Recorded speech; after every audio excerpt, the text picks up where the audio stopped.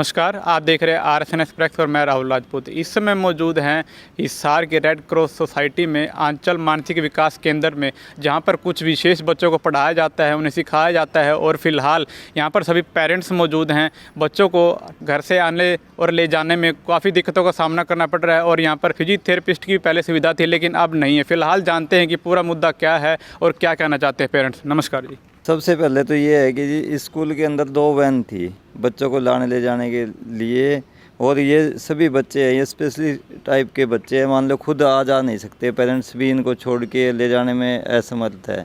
तो 2 वैन थी, वो 2 वैन कोरोना काल से पहले ही मान लो ख़राब थी, लेकिन वो उनको चला रहे थे किसी टाइप से, हम भी उसमें सहयोग दे रहे थे अपना।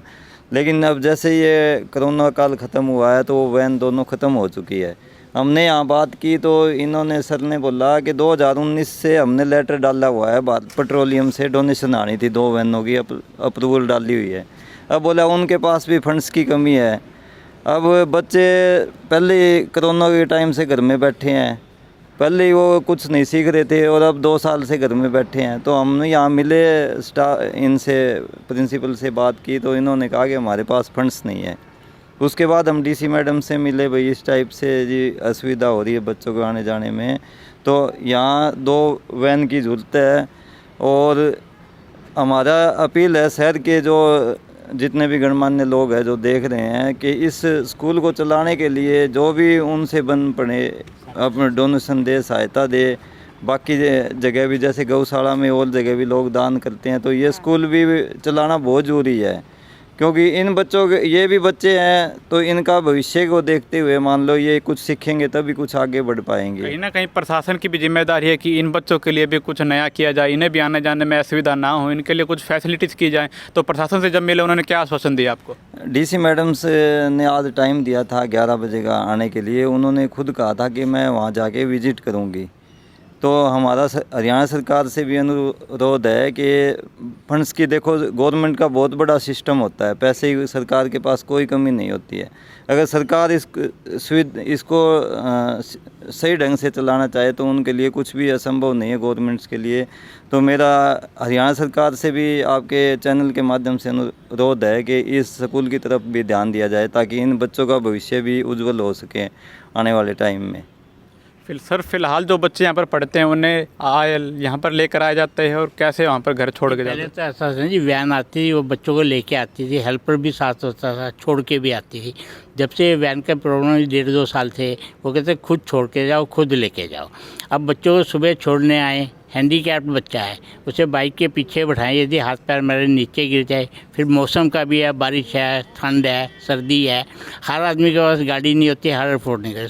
सबसे बड़ी प्रॉब्लम ये है, जो आदमी खुद जॉब कर रहा है वो कैसे टाइम निकालेगा अपने ऑफिस से, बच्चे को छोड़ के भी आएगा, लेके आएगा। फिर सेकेंडली जो लेडीज़ हैं, व्हाट दे विल डू, कैसे लाएंगे? हर आदमी ड्राइव नहीं कर सकता, हर आदमी अफोर्ड नहीं कर सकता।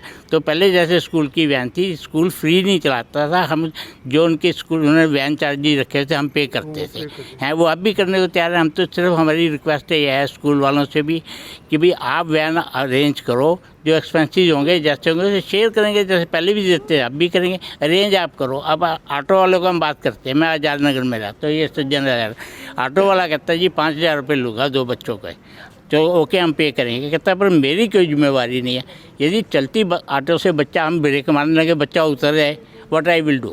कहता है मैं ऑटो चलाऊँगा या बच्चों की चौकीदारी करूँगा। कहता है हमारी जिम्मेवारी कोई नहीं। फिर बच्चों के बच्चे हैं, लड़कियाँ भी हैं और भी हैं, उनकी रिस्पॉन्सिबिलिटी कौन लेगा?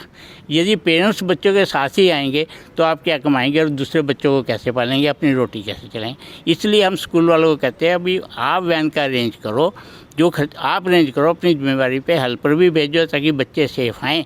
जो खर्चा होगा हम शेयर करेंगे, जो भी जैसे पहले भी तो इससे पहले भी फ्री नहीं आती थी वैन, अब भी करेंगे। और बाकी जो हैं जो दान करते हैं और कोई गौशाला को और कोई इतना करते हैं, ये भी स्पेशल टाइप के बच्चे हैं, यदि और नॉर्मल स्ट्रीम में आ सकें, कुछ अपने जोगे कर सकें तो क्या बुराई, उन्हें भी करना चाहिए, सरकार को भी सोचना चाहिए। और जहाँ सरकार इतने वो करती है तो इनके लिए भी सोचें। अब वो कहते हैं हमारे पास फाइनेंस प्रॉब्लम्स हैं, फंड्स हो तो हम सब कुछ करें। बात तो ठीक है, पैसा चाहिएगा तभी, वो इन्हें सबको सोचना है, जो कोऑपरेशन हम कर सकते हैं हम करेंगे। कहीं ना कहीं सरकार कहती है कि शिक्षा से ही देश आगे बढ़ेगा, तो क्या लगता है कि अब देश आगे बढ़ेगा? सरकार कहती है कि भी ऐसे जो बच्चे हैं इनके लिए स्पेशल होना चाहिए। कहने का तो बहुत कुछ है, करें भी तभी है ना। बाकी ये तो सबको पता है, शिक्षा होगी, बच्चे सीखेंगे पढ़ेंगे तो देश आगे बढ़ेगा, नहीं होगा तो क्या बढ़ेगा। मैं कुछ कर तभी पाऊँगा जो मुझे कुछ आता होगा, जब आता ही नहीं होता कैसे करूँगा, ठीक है ना। अब आप जो काम कर रहे हो आई कांट डू, कि मुझे नहीं पता, ये आपका प्रोसीजर है। जिसे जो पता तभी कर, बच्चा पढ़ेगा तो आगे कुछ करेगा, जब पढ़ेगा ही नहीं तो क्या करेगा, मजदूरी करेगा। सिर्फ सारे ही मजदूर हो जाएंगे तो आगे इंजीनियर कौन बनेगा, डॉक्टर कौन बनेगा। कहीं इन बच्चों को भी अधिकार होना चाहिए पढ़ने का, आगे बढ़ने का, कि ये भी आगे पढ़ लिख कर देश का नाम रोशन कर सकें। अगर ऐसी स्थिति रही तो कैसे बढ़ेंगे ये आगे? कुछ नहीं, जो अब हो रहा 2 साल से जो कुछ सीखा था वो भी भूल गए। अच्छा, फिर ये भी प्रॉब्लम है, हम घर में सिखाने की बड़ी कोशिश करते हैं, पर घर में कोई लाड प्यार कर लो वो कर लो। स्कूल वालों का एक स्पेशल टीचर जो है उनका एक स्पेशल वे है कि इन बच्चों को कैसे हैंडल करना। और कुछ स्कूल का अलग वो डिसिप्लिन होता है, वो बच्चे जो स्कूल में करते हैं घर का, हम जो घर में कहेंगे मैडम ने ये कहा है, नहीं मुझे तो नहीं मैडम ने कहा, ये मेरी कॉपी में नोटबुक में देखो मैडम ने ये काम दिया, यही करूँगा मैं। तो बहुत अंतर पड़ता है चीज़ का। तभी ये स्पेशल स्कूल आप देखिए ना, हमने तो बच्चों को दाखिल कराया, आफ्टर ऑल किसी संस्था ने किसी ने स्कूल खोला है, इसकी कोई इम्पोर्टेंस थी तभी खोला ना, वरना खोलने की क्या ज़रूरत थी। अगर हम बात करें, एक स्पेशल स्कूल खोल दिया गया है, तो जब तक उसमें सुविधाएं प्रोवाइड नहीं कराएंगे तो स्कूल किस काम का होगा? सर यही है कि जैसे कि अभी स्कूल में खोल तो दिया उन्होंने, यहाँ पे स्टाफ अवेलेबल नहीं है अभी, यहाँ पे जो 3 टीचर है वो 60 बच्चों को कैसे हैंडल करेंगी। और सबसे ज़्यादा वही प्रॉब्लम है कि यहाँ पे अभी फंड की भी व्यवस्था नहीं है, तो उसके लिए ही तो हम अपील कर रहे हैं सर।